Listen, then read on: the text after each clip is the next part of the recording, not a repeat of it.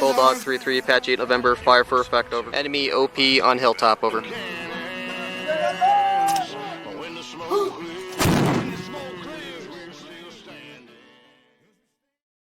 Welcome, everybody, to Everlasting Veteran Season 3. We are back with Sergeant Big Country, Brian Conwell. We got a bunch to unload, man. You've been busy with competitions, getting things rolling, preparing for some big things coming up. How's everything been going with you and the family and competing? It's been going great, man. Of course, everybody should know now, my wife's my biggest fan, my biggest supporter. So, it's always great whenever she's able to come along. Really missed her while I was at the wheelchair games. Just being able to go see different cities and the food culture and stuff like that gets to be a little down, but we got it set next year. We're driving to New Orleans for the wheelchair games, so get to have her by my side. Very much. Yeah, that's always an extra motivation right there. Oh yeah, absolutely, absolutely. But the games went good, man. Gold, 3 silvers. Can't complain about that at all. Always, great to meet old friends and make new friends. They had a Children's Day for the first time, which was really amazing. They brought kids with disabilities, amputees and stuff like that from all over the country, and we got to mentor one. They made a little obstacle course for them and stuff like that. So that was pretty awesome. That's awesome, man. Yeah, they need to see there's still more to life than what they know of already. So that way they can continue on and not get down and depressed in the dumps about their disabilities. Yeah. Yeah, and you're one of those people that you've motivated me. You motivate so many other people, and it is just a testament to who you are. Getting out there, speaking with people, helping people, and I think that's a big thing. That your nonprofit that you're going to be starting is going to really help change people's lives, and I think it's very important that people see it. They see what you're doing. And you're doing great work, and people don't understand a lot of the behind the scenes work, and you and I have talked many times. And hey, let's see some behind the scenes, and stuff like that, because honestly, man, there's a lot of people they don't understand it if they're not going through it. Right. And and that's I've had so many approach me about wanting to start some type of sport in para sports or adaptive sports, however you want to put it. And that's a big portion of the nonprofit, is to be able to get the startup equipment for people. It does get costly. We got some pretty cool people ready to jump in and support that mission. But we're going to do our due diligence to make sure that people have knowledge of the sport and show their commitment as well, because it's more than just handing over a bike or a throwing frame or something like that and saying, there you go. They need to be knowledgeable about what they're doing and be coached along as well. Yeah. And you've educated me as far as throwing frames and stuff like that, and how costly it is, and it really is. It's a tough road financially sometimes, trying to compete in these sports, but also if you don't have the right coaching to be able to adapt to essentially almost a new sport.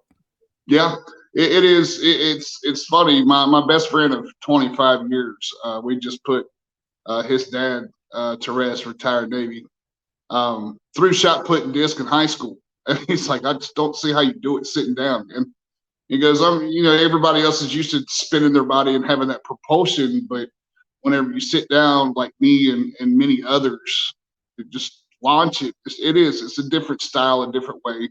And just like basketball, I grew up playing basketball all my life, and doing it in a wheelchair is a completely different game. Yeah. And we'll kind of unbox that a little bit later on as we keep talking, because I saw you almost threw the disc through the wall pretty much. But kind of dive into what your nonprofit that you're getting started up is going to help yourself and others that are in adaptive sports, and how that's going to help other people. Well, there's two sides of it, of course. The first side is to help me get along with my travels and hotel stays. It does get very costly. Um, we're looking at anywhere between 15 to 2 grand a trip. If it's anywhere further out than like Georgia, hotels are not cheap. Plane flights are not cheap. Yeah. So, there is that little bit of help there, which will be in the bylaws, of course.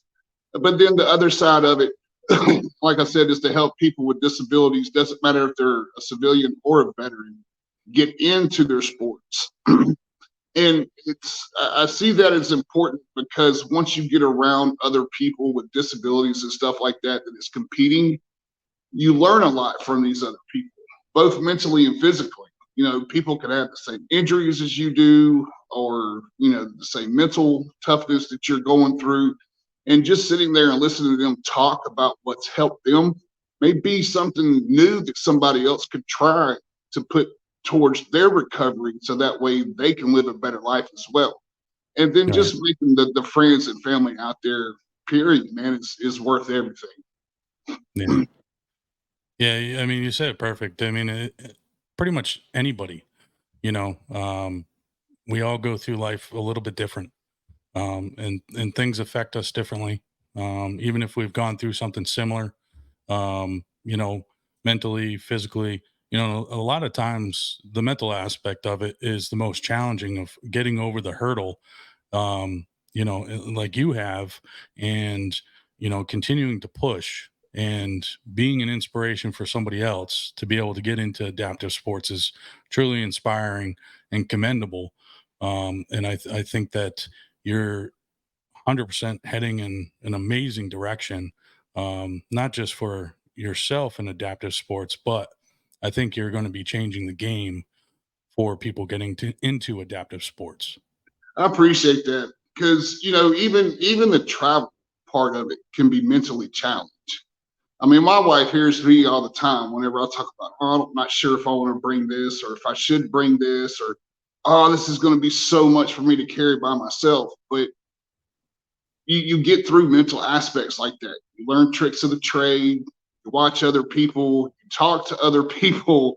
I mean, there's competitions coming up that I'll end up taking my throwing frame and my sports chair on top of my other wheelchair. So it's like I got all this gear to carry by myself, but you really aren't by yourself. I mean, you Yeah. have people at the airport there, and then once you get to your destination, they usually have a big welcoming group that comes in. The wheelchair games, the warrior games, and stuff like that definitely have people to help. But it's the mental aspect of leaving home, getting out of your comfort zone, going somewhere else, and living for a week. And around a bunch of different other people, getting out there and competing and stuff. It can be a very, very big mental challenge. But once you complete it, you feel like a champ, regardless if you won anything or Yeah. Now we've spoken many times over the past few months, and this is another episode in which you're on for Everlasting Veteran. So for people that are listening for the first time, just kind of dive into, and rehash some of the challenges that you faced, coming out of the hospital, then mentally preparing yourself to even start walking again, and then getting into lifting and competing. right? So for everybody who doesn't know, January 7th, 2014, Fort Riley, was going down Trooper Drive to get lunch for my guys, hit black ice and ran off a 150-foot ravine. Um, crushed both my legs, spent a year in the hospital. Um, came out, um, was mentally and physically abused there for a little bit. Um, After we got home, it was being dependent on other people to live, literally. Um, Being told that I wouldn't walk again. All this stuff really mentally did a lot of damage. Wasn't motivated. I mean, I was sitting here letting other people kind of live for me, do all my cooking, my shopping, washing my clothes. I mean, even helping me into the shower. I mean, it was just, it was awesome. Um, about 5, almost 6 years of going through stuff like that, just kind of got fed up with it and was like, you know what, this is my fault. I let myself get this far down the rabbit hole, and finally did something about it. Played pinball with the walls in my house until I learned how to walk. Put myself in the hospital for a week, but that's okay. It's just part of the process. I had a lot of falls, which was expected. I was 420 pounds at the moment in time. Really got to surprise my son for his 20th birthday. Come walking around the corner, and he's like, "Oh my God, you're on your feet again." That was that moment still gets me today, man. But you know, we got into weightlifting. You know, we was really good at fitness while I was in the military. So we got back into weightlifting, and I was pointed towards the National Veteran Wheelchair Games in New York City in 2021. Went up there and competed, got a silver and a bronze in shot put and disc. Fell in love with sports and didn't look back. Got a throwing coach. Her name's Adrienne Wilson. She's a 5-time world women's champion in the Highlander Games. She's taught me a lot. I've learned a lot from other people too. Big shout out to Scott Winkler. This gold medalist in shot put. He's taught me a lot. You know, it's getting back into the gym and lifting weights and losing weight and gaining muscle and watching your body change. And then the support from my family has been absolutely fucking amazing, especially for my wife. I've never been loved or treated or respected like she does me, and it's always a blessing to wake up and have her in my corner to fight this battle, because I still have my days, but the pride that I have in myself for as far as I've come, to know that it was me that needed to stand up and take control of my life, take control of my happiness, and push, and to continue to push. I mean, we were just sitting here talking the other day. There's a couple machines that I got on in the gym here recently that used to before I wouldn't even try to touch it, just because of the angles and stuff and me not, you know, having to catch my balance. I mean, I'm still doing things that I didn't think was possible. So it's been amazing. Competitions are great. I literally get better and better every time I get up on the throwing field. Got one coming up October 14th down in Harlem, Georgia at Harlem High School, the Dixie Games. If you're interested in the Dixie Games, you can go to dixiegames.com. They're still taking registers. They have a couple of spots left at the hotel. The hotel's almost filled up. Going to be a big one out there. So, but it's just been amazing, man. It's really improved my life, improved my self-confidence. My kids are learning a lot on how not to give up in life, how to keep pushing, and really working for what they want. It's always awesome, you know, talking with you, man. And we've had many side conversations, even without doing episodes and stuff. And, you know, it's one of those things that people, I think a lot of times they don't give themselves enough credit sometimes. But at the same time, you know, those little milestones in your life, sometimes are ones that you need to hold on to is a bigger accomplishment. You know, and you know, I can't compare myself, you know, to what you've gone through, but you know, from when I started talking to you, when we talked, you know, months ago, and telling you about like my back pain and stuff like that, dude, I started working out again, and let me tell you, 3 days later, my arms were jello. I- you know, but it felt good to push myself, you know, because you know, at the end of the day, like I got the right checkups to make sure that, you know, if I did start working out again in a certain capacity, I wasn't going to injure myself. I could injure myself more, but, you know, not doing it to the point where I push myself and injure myself. You know, Right. it's inevitable sometimes. You can't help it, but you know, it was one of those like kind of mental hurdles, you know, of, well, I don't want to do it because I get the shooting pain down my leg or up my back or, you know, down my arm or whatever the case may be. You know, and I feel like, you know, I got to lay on the floor for a half hour before my back stops twitching, you know, and, but I got through the workout, and then the next 2 days, I tell you, man, my arms were smoked, my chest was smoked, my back was smoked. I was like, oh my God, like I forgot what it's like to start all over again. But sticking with it, got up early today, hit a workout, got my stuff ready because I went over. We had a event today, Back to Blue. Set up my tent, support the event and stuff. Um, so it kind of helped me get back in the mindset of like, all right, maybe you don't want to get up, but get up out of bed and do what you need to do. Absolutely. Yeah, I mean, that phrase, no pain, no gain, is actually for real. It I is. mean, the month of August, I think I only really worked out like 5 days, getting kids back and stuff to school. Then I got sick, and then my truck kind of broke down. So it was like, okay, we didn't take any time off, so we're just gonna relax. And that's how this past week was for me, man. My chest and my arms and stuff was just sore because after taking 3 weeks off, you're not ripping those muscle fibers every day. Yeah. But it is, and it's some days it's a challenge just to roll out of bed and just like, you know what, got to get the day going. But when you Yeah. start seeing those self improvements in your body and your mind starts to feel better, I don't know about a lot of people, but it becomes addicting for me. Like my wife this week, she was like, "Wait a minute, you're going back to the gym how many times this week?" I go in the morning and I get my workout done, and then I go back and do cardio twice a day on Monday, Wednesdays, and Fridays because I go to the gym with her in the afternoons, and then Tuesdays and Thursdays just going in for some little bit of cardio during the middle of the day.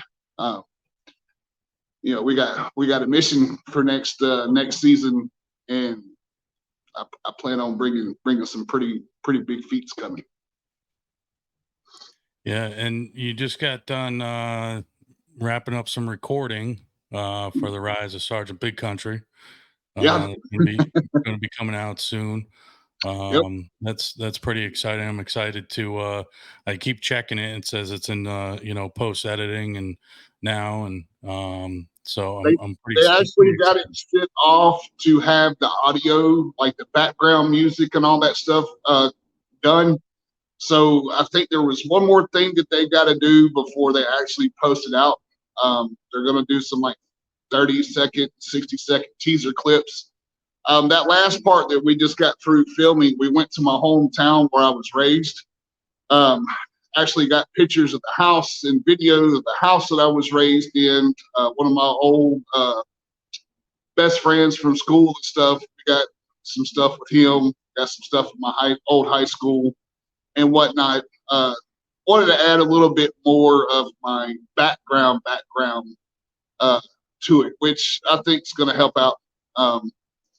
So it's coming. It's a little bit overdue, but it'll be out here in a couple of months. But it'll be definitely worth the wait because I'm being told that everybody that sees the rough cut just can't stop reaching for the tissue box. So hopefully it'll be that way with everybody else too. Yeah. Coming soon. Coming soon. It's one of those things, man, that sometimes people need the inspiration. People need the motivation from a different outlet, whether they're going through the same thing or not. You can find motivation from anybody. Right.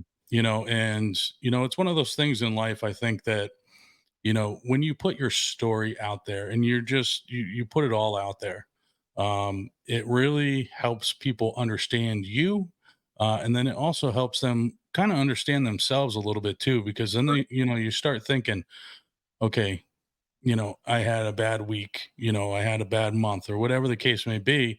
And naturally, the human brain is going to do comparisons and say, all right, I need to get my ass off the couch.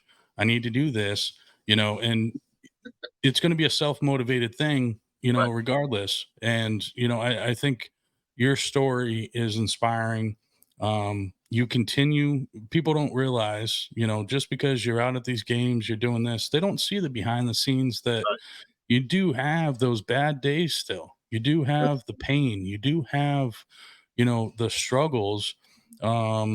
Just this year, you're walking in the rain, walking in the grass, you know, and you're doing it a little bit more, and people don't realize. I told you, hey, dude, you need to do a video. Let's see, and it sounds silly, because people that don't go through that, they don't understand, you know but the people that are going through it, they relate to it Right. 100%. Right. And they get inspired by it, because they see that, okay, if he can do it, I can do it. Right. And And those, sorry, go ahead, my yeah, bad. no worries. It Um, just pushes people. Right, exactly. And and I've said it in my words of wisdom videos too, that you need to celebrate those small little victories. They mean something when they add up to the big victories. So you need to be celebrate that in itself. And a lot of people, and I was one of them, a lot of people don't know what it's like to have to learn how to walk again. I had to sit down and talk with my wife about it. First time I'm putting this out. We're going to take it up a notch. Call the VA, and we're going to start going through some PT and see if we can't get into a running leg now. The doctors are a little concerned because of all the metal and stuff that's in my right leg, but we're going to go through it baby steps, a little bit of a process. Like, I'm not trying to go run no marathons or anything, but being able to do a light little jog on a flat surface would mean a lot. Just another accomplishment. Another part of life to get back that we all take for granted, even though it doesn't seem like we do. Yeah. Get some of that extra cardio in, and just to see what it's like. And so we're going to add that to the mix here pretty soon. But behind the scenes, yes, we have hard days. But there again, and I know I've mentioned this twice already, but I really mean it. My wife's my backbone. Like, I can get through anything with her, and like I really can't find the words to express that in the best way possible. But if anybody has a wife like mine, then you understand what it's like for your partner, knowing that they're always going to be there, always got your back. They're going to support you regardless, and that's. I honestly believe and know in my heart. That's why I've been able to accomplish all that I have over this past year. And it's just gonna get bigger. Yep. We're fixing to go to. We're taking a ride on the 13th. We're going down to Harlem, Georgia, for the Dixie Games. Scott Winkler, like I said before, is a gold medalist at shot put. He's an official for the IPC committee. There's going to be some big people from the IPC committee there that overwatch certain athletes as time goes on, for hopefully, they continue to get better so they can be selected for certain teams, if you know where I'm going with that. Yeah. Yeah, just having a conversation with him the other day, man, it was just great. Hearing his motivation and his support and stuff like that. Scott's such a great guy. And, he tells you how it is. If he sees it, he sees it. If he doesn't, he doesn't. I met Scott at the Warrior Games last year when I was getting ready to go up from a shot put that I took gold in. And I'm sitting on the sidelines with like 4 other guys. And I hear this dude yelling, "Big Country." Is that Big Country on the sidelines? Better come to my fucking chair. I'm looking at these other guys. I'm like, who is that? And my throwing coach is right there, and she's like, "Oh, you don't know that Scott yet?" I'm like, "No, should I?" And she's like, "Yes, you need to know." But I got up there, and we sit there, and we bullshitted. He was my official, make sure that my throws and stuff was right. And he just, the way he talks, he had his Paralympic tattoo and stuff, and he's like, "I see one of these in your future, son," and just got me pumped, man. And I threw a PR and took gold off of it. I mean, he's just that type of person. We was at the Palmetto Games this year at Clemson University, and he was sitting there coaching me through how to throw. Him and a guy named Mike, he was another gold medalist.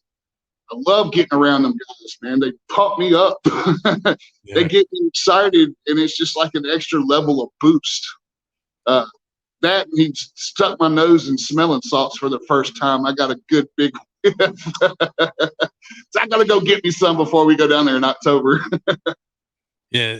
So when they did the smelling salts, was it kind of like a interview with Gary Busey? It kind of like this. I'll show you a little clip. Let's talk about your Cable Ace Award. Let's talk about buttered sausage. Talk about buttered sausage, where it comes from, what it does. Why is it doing what it's doing? Get it out of my face. What about buttered sausage? That's not your jam. It's not your thing. You don't like it? It's not my jam. I don't buy jam. I buy honey, and I kiss it on the lips. you get pumped up like Gary Busey does when he. I don't know, man. Whoever came up with that idea with the smelling salts, because I mean, it comes from the ammonia sticks that we use to wake people up in the military and shit. Yeah. But I don't know, man. It just that extra up. Yeah. I seen a short clip of people just trying it, and like wide awake and cracking it and then sniffing, and it is the utterly worst smell you could probably have in your nose if you were like 100% like coherent type of thing. Right. Yeah. That a great ammonia smell. Yeah. Yeah.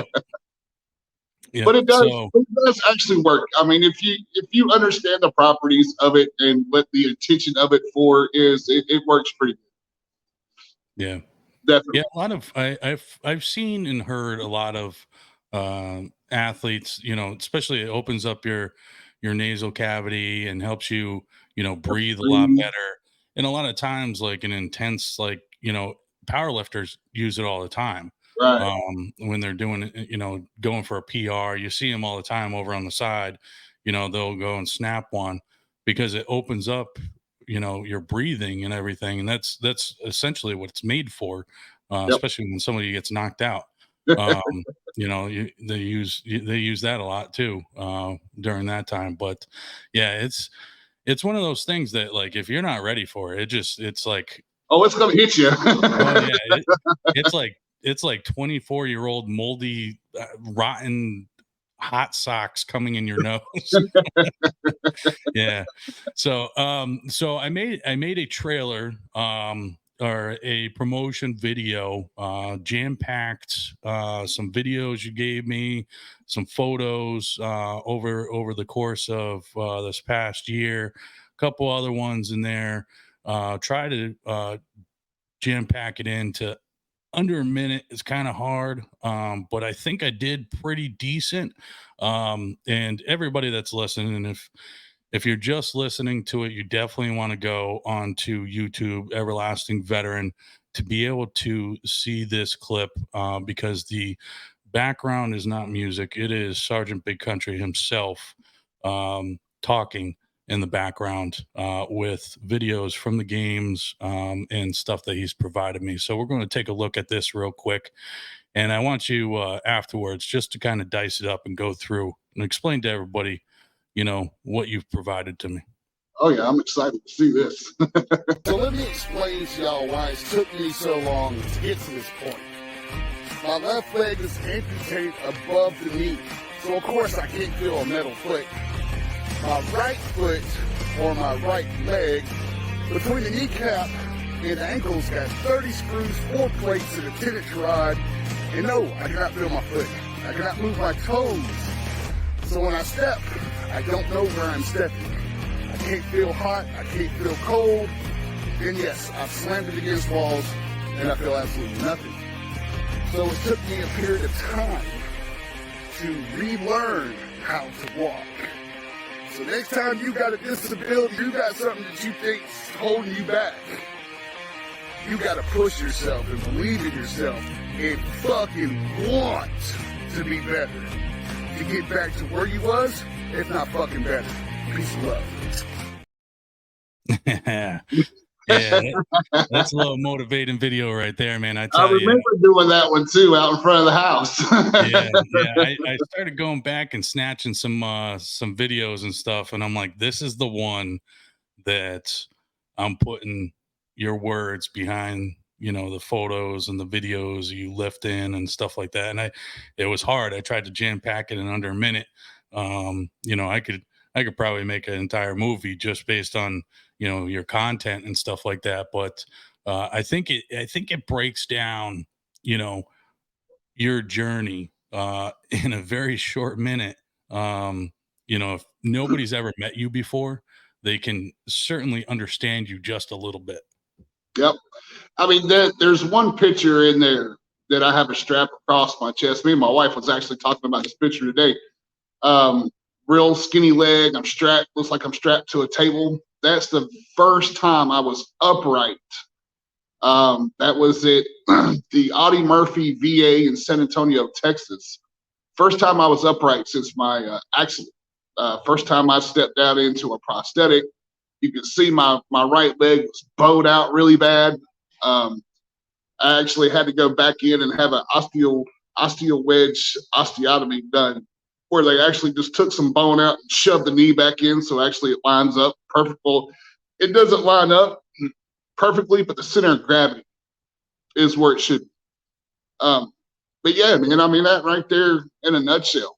I mean, it's it took a long time. Man, it took a long damn time to get to that point to be able to walk again. And it just started right here in the house. Like, it would just be something that I would do throughout the day, throw on my leg, get up, bounce off the walls to keep my balance and stuff, try to do some stuff here in the kitchen or whatnot, walk to the bathroom to take a piss or something. And then you start getting a little bit nervous because you're fixing to go a little bit braver and start doing this outside. A little convenience store right around the corner is the first store I walked into. Flat level, able to go in, grab something to drink. Then we moved it up to bigger places and bigger places. Still have a little issues with heels, but that's, when you don't have balance, I mean, there's not really much you can do about that. Yeah. But I mean, we keep getting into bigger things as it goes along, and we're gonna keep pushing, man, until we're not able to anymore. Yeah.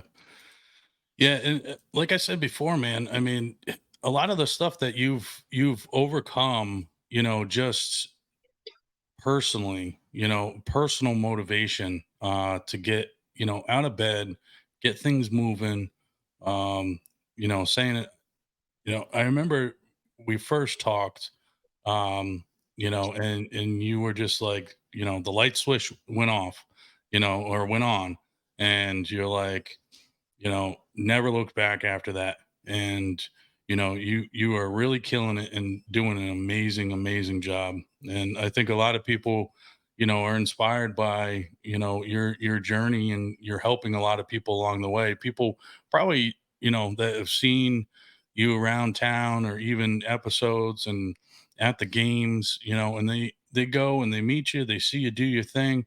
And in that short clip, you took that disc and essentially threw it through the wall almost. If anybody was sitting in a chair over there, they would have gotten hit for sure. If that would have been, so when they do the events inside like that, they use the practice modules. That disc was rubber, and it's not made to fly aerodynamically like your regular competition disc was. If that had been my competition disc, I'd have thrown it through the wall. Me and my coach, that last throw, he's like, I want you to try to hit the fire extinguisher. And I was aiming for it. It took one bounce, and I think it hit the bottom of the frame.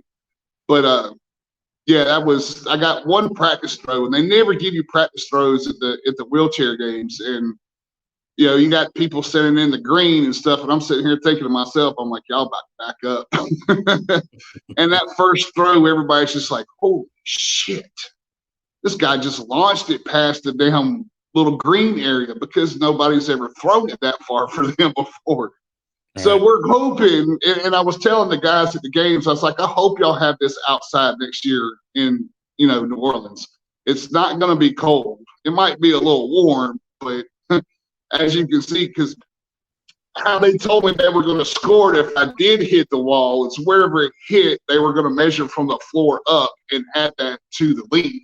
I'm like, I guess that's fair. Right. You really measure the distance it would have went past that wall, unless you got some pre-calculus majors in there or something. But next year, if there's a wall there, I plan on smashing it.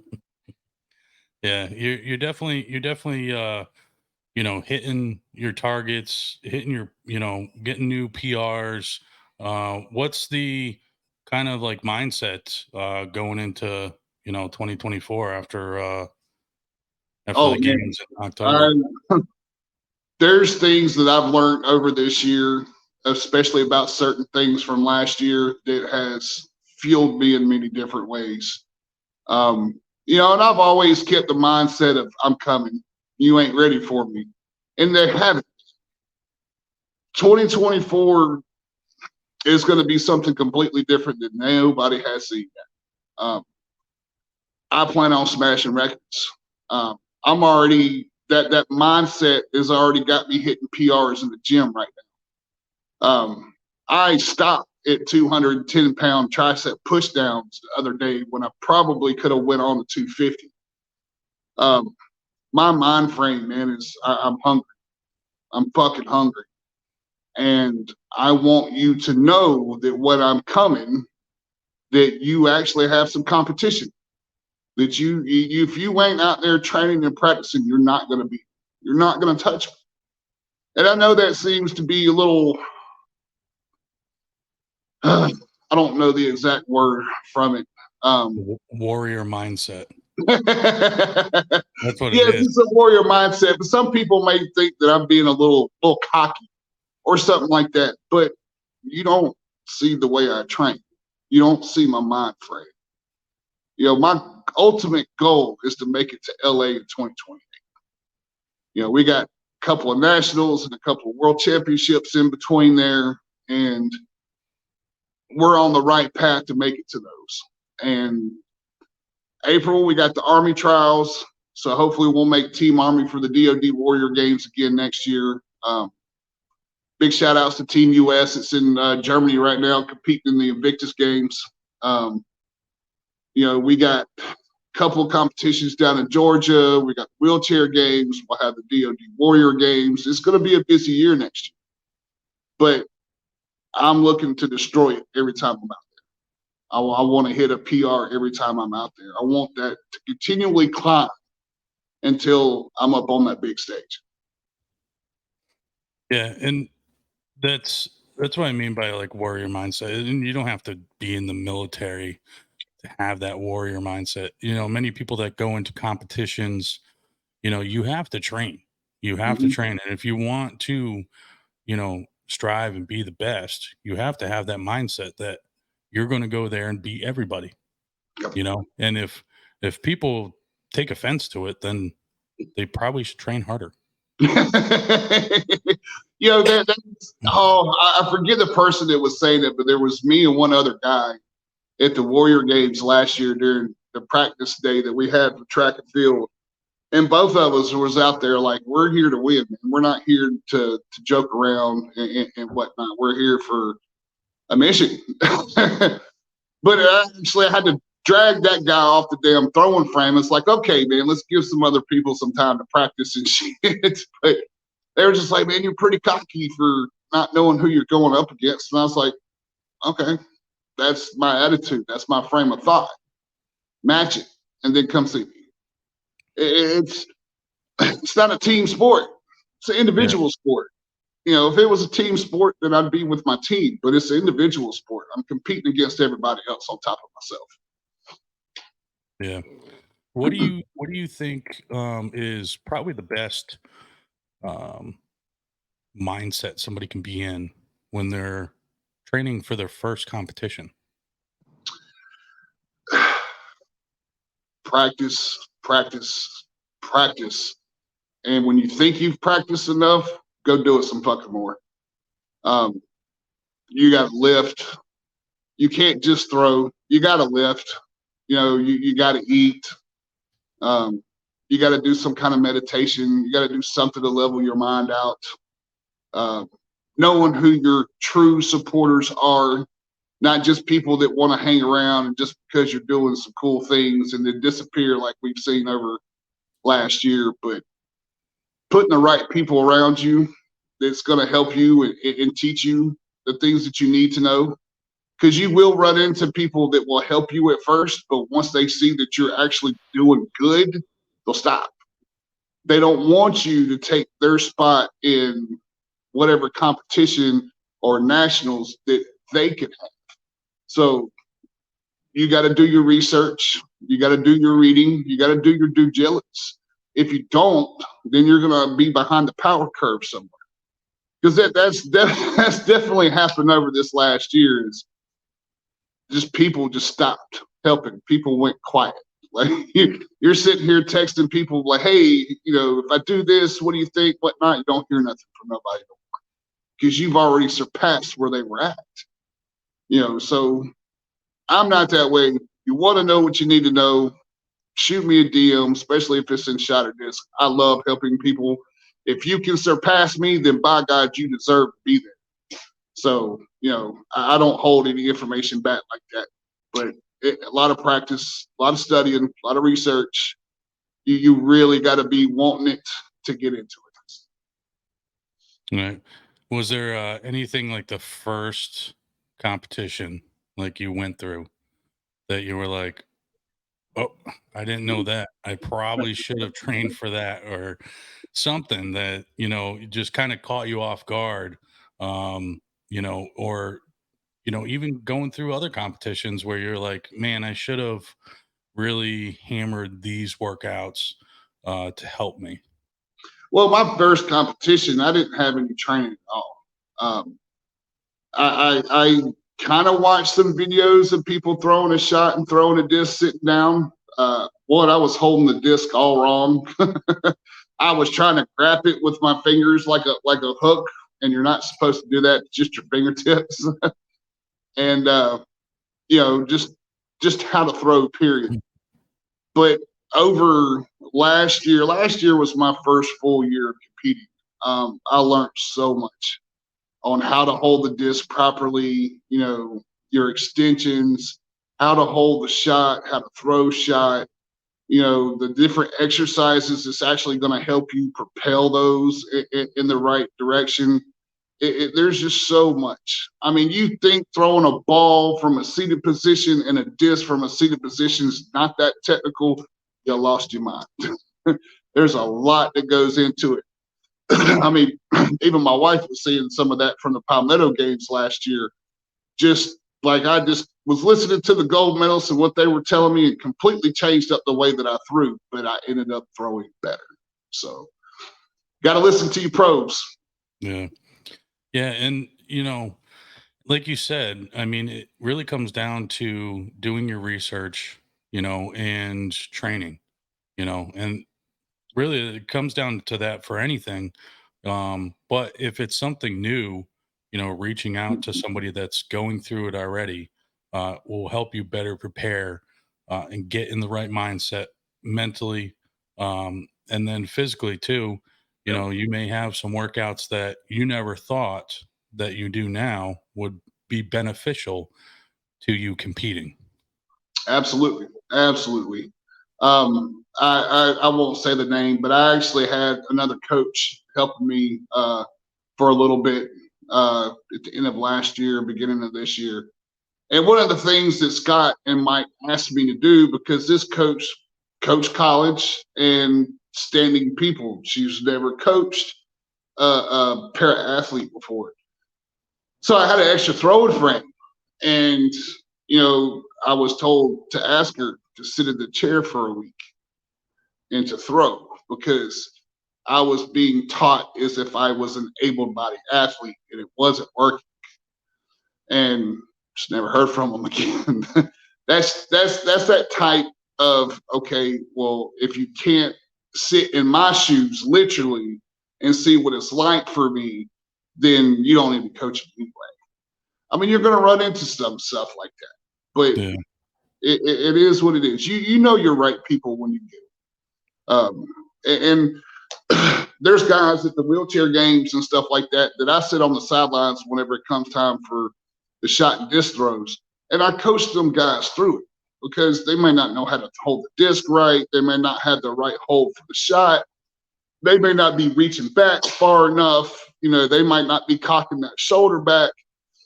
And just a little bit of help, these guys are walking away with medals. And that makes me feel good. That's like, okay, my coach is on point. These guys are learning. And then they get excited and stuff like that. Just like the guy from Arizona in 2022. I helped him out one time during his last throw, and his first two throws barely went 3 or 4 meters. Last throw, he took silver in his category.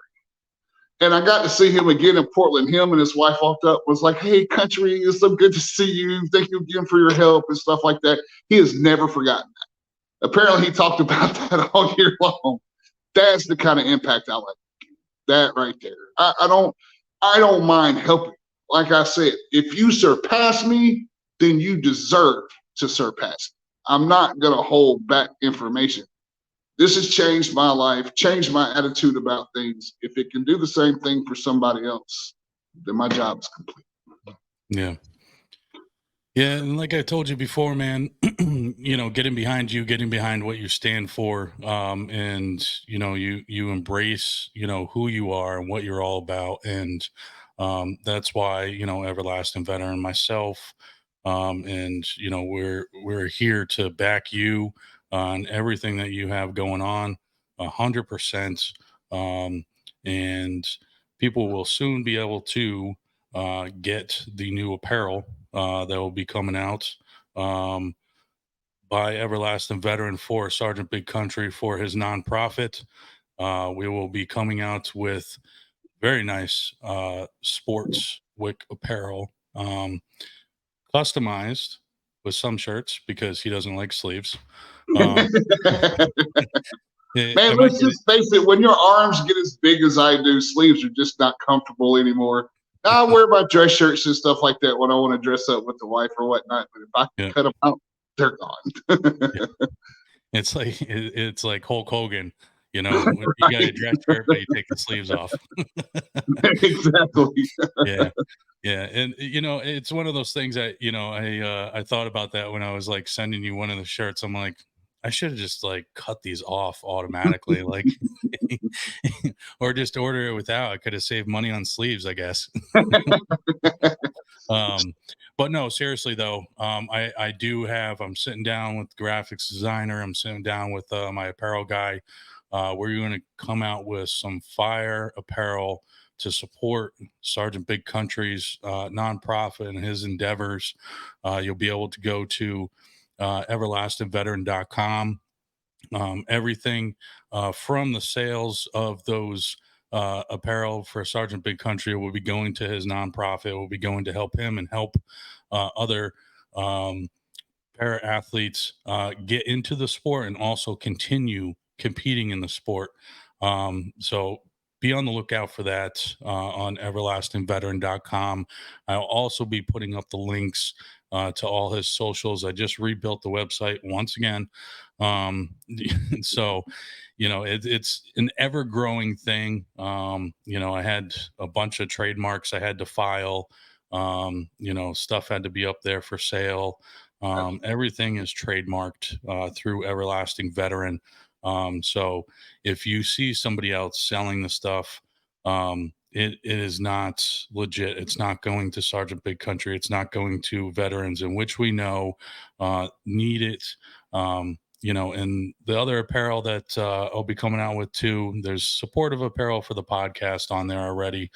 But we got the Donate First Service Dog in July at the Man 22 Suicide Awareness Run to a veteran down there in Fayetteville, North Carolina. Amazing event, 2-day event. Let me tell you, the drive back though, it took us from Virginia to New Jersey. It took us probably 11 hours. All right.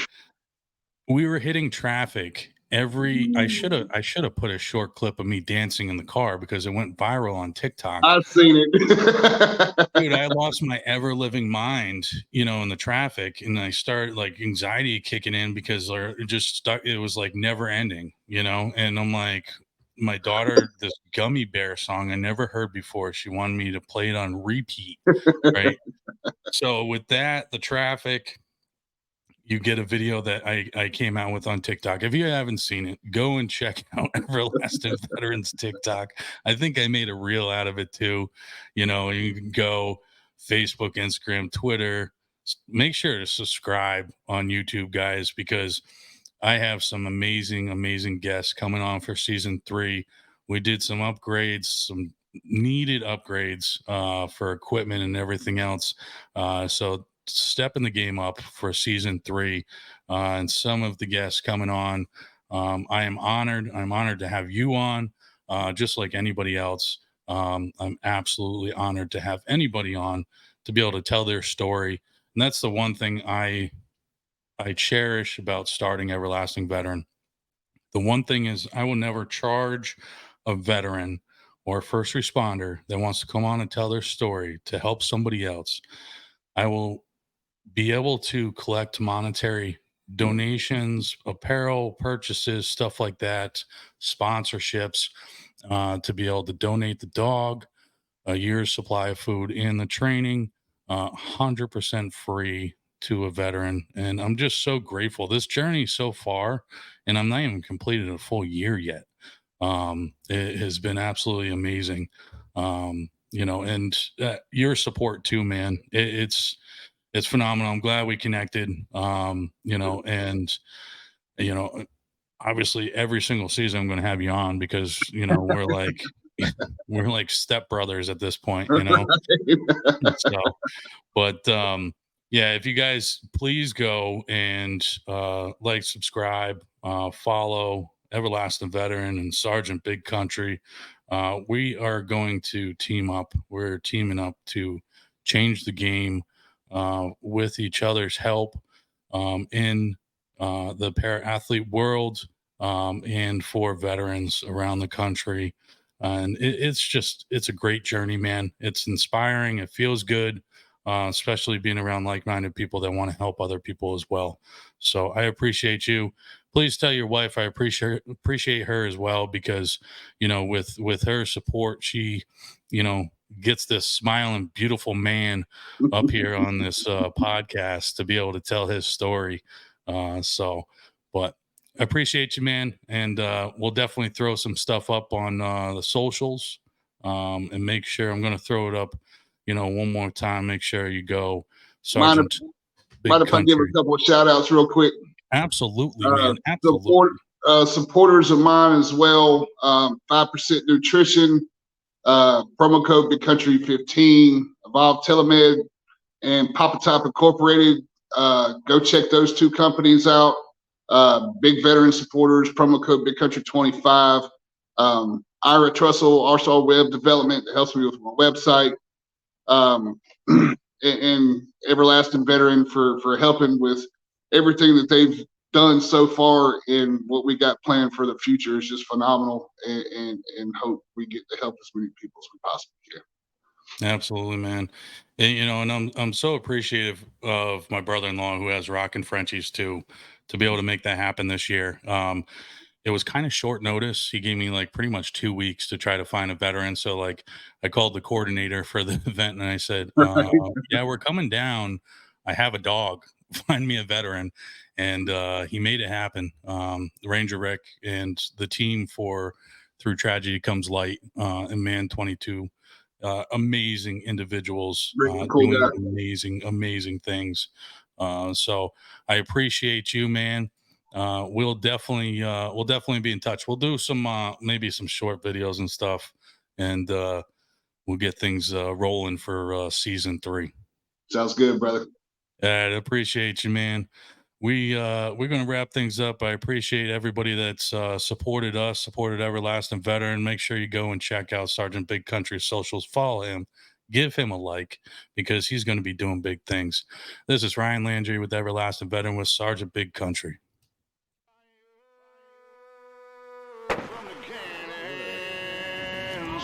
When the smoke clears, we're still standing. Bulldog 3-3, patch 8 November, fire for effect, over. Enemy OP on hilltop, over.